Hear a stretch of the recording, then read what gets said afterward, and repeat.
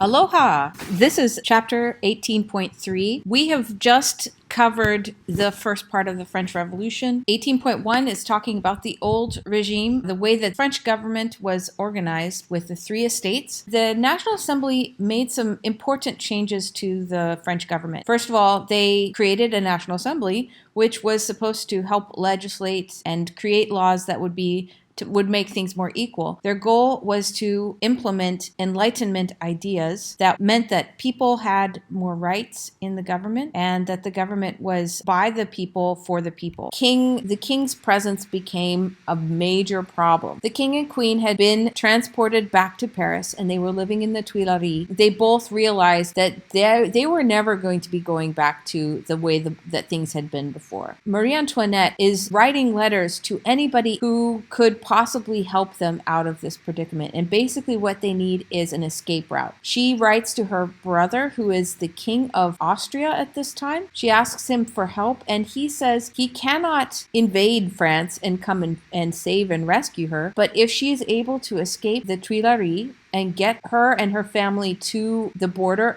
between France and Austria, he will help them by protecting them from then on. So they just need to get out of France and then he will help them. So she figures out an escape route. She gets some clothes that are not royal clothes. She gets her helpers or maids to help her find a very small little carriage that they can use. And so late at night, she bundles the kids into just regular clothes. She herself wears the clothes of a governess. Louis XVI wears a footman's outfit. They make it out of Paris. It's a very small carriage and they have to keep the window shades down and it makes it really stuffy and hot in there, but they cannot risk getting out, letting any fresh air in because they're afraid that somebody would recognize them. And it's getting to be pretty close to morning. They've been riding all night and they need some new fresh horses. The person who is driving suggests that they stop at a little town that's, close to the border and change the horses. And his reasoning is that if they do have to make a run for it, at least they'll have fresh horses and they might be able to make it if they had fresh horses. So they stop in the town at the inn. But at that moment, for some crazy reason, the king opens the shades just a little bit to get some fresh air. And there's two men who are outside and they don't notice it at the time. But as the carriage is riding away, one of the men says, "Hey, wasn't that Shirley? Was that the king?" And so they send a messenger to the next town who rides, and they alert the next town, which is right on the border. It's called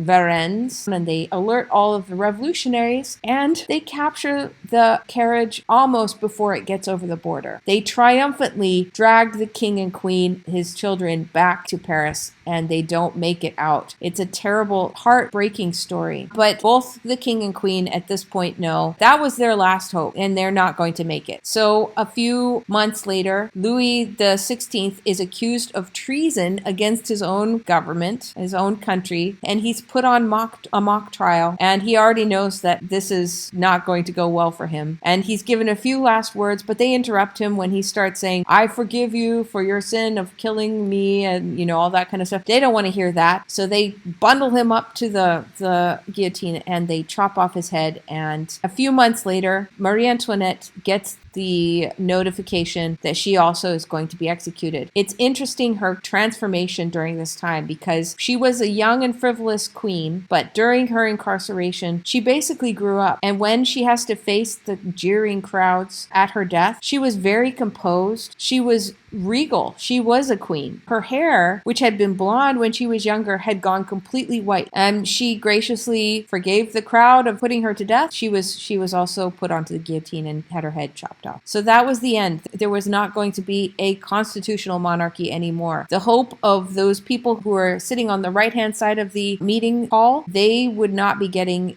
a moderate constitutional monarchy. So now the Jacobins were the only ones who had the power. I believe the changes that they began to make in the church and its relationship with society impacted the rapid deterioration and extreme radicalization that began to take place in the French society and the French government. A direct connection between closeness that the people had to their religious faith and the effectiveness of government. So the first thing thing is the National Assembly decided to make the church subordinate to the state. And they did this by making sure that all of the salaries were paid by the government. Not only that, but each position in the church was now an elected position. The goal of this legislation was to weed out church officials that were abusing their position. That was an important thing that they needed to address, but the way that they addressed it was very secular. Church officials began to be chosen because they did and said things that the people wanted to hear, rather than doing and saying things that God wanted them to do. So they weren't necessarily following God's plan still. They were still following an Enlightenment idea. So here are some changes that they started to make in the church. They wanted to secularize their society. So they decided that they were going to do away with anything that was symbolically Christian. So they began to take away the idea of like the number 7. So 7 days in a week, they were going to convert that into the decimal system that was based on the number 10. So they now had 10 days in the week. And then they went and did 10 months of the year. And they continued to make changes like this. Well, it eventually became clear that that was an impossible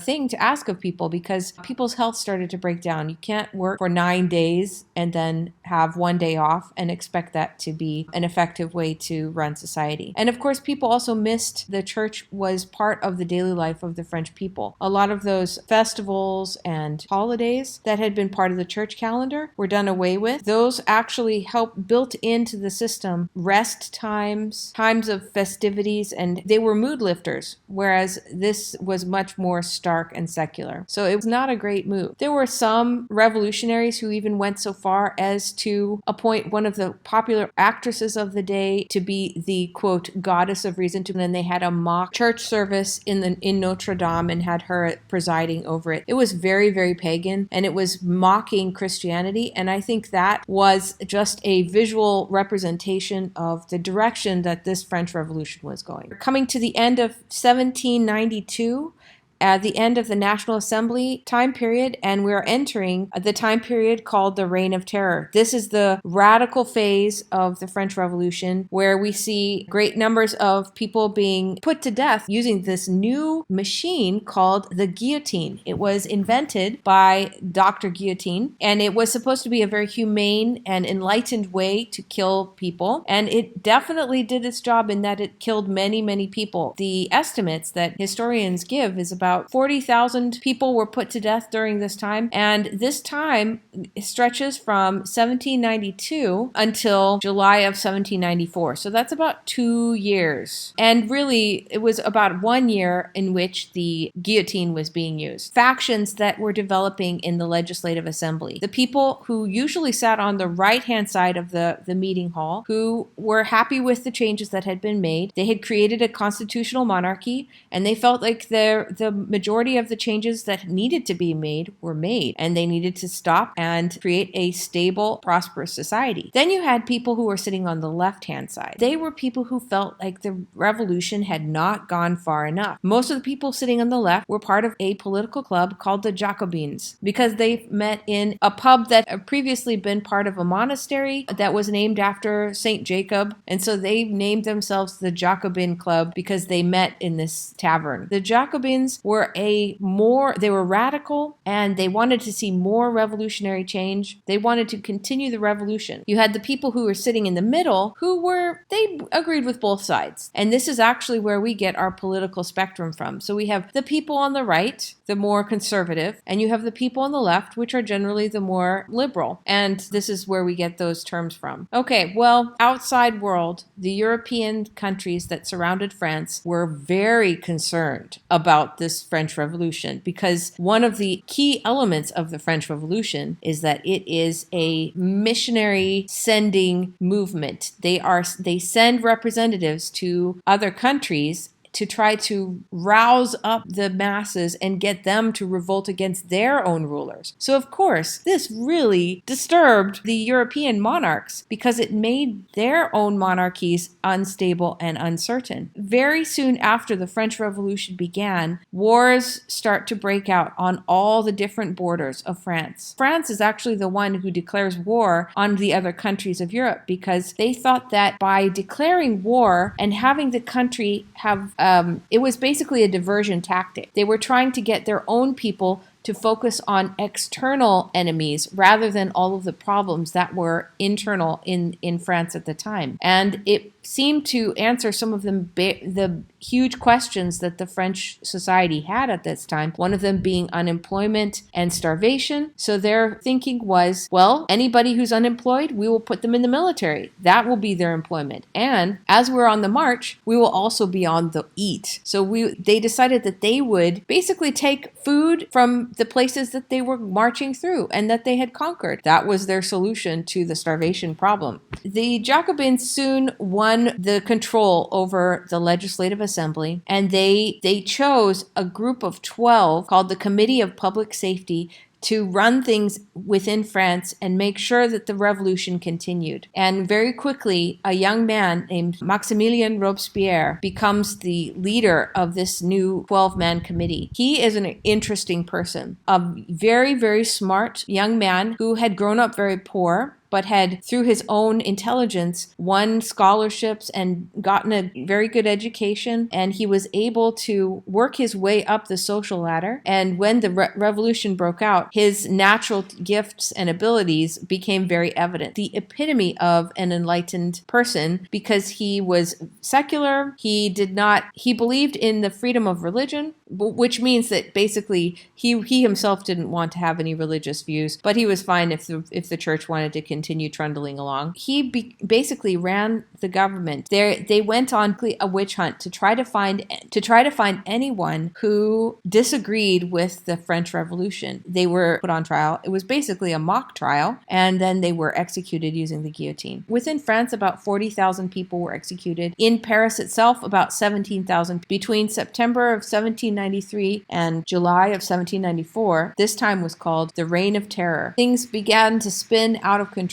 The people started to long for stability and for rationality, because the Reign of Terror was, you can't plan for the future. If you're afraid that you might be put to death because somebody decided to accuse you. The trials were not based on evidence, and many people were falsely accused. It was mistaken identity, or they had a neighbor who was jealous of what they owned. So a lot of the people who were put to death were not anti-revolutionaries at all. They were just unlucky. So it had nothing to do with justice. It was totally random. And if you live in that kind of a society, you cannot plan for the future. Their economy was just broken, and it wasn't getting any better. The violence was not helping. They decided that the Committee of Public Safety was a hazard to society, decided to shut it down. Committee members, almost all of them got by the guillotine as well. And what's really kind of ironic is that Maximilien Robespierre himself was given a notice that he was now accused of crimes against the state,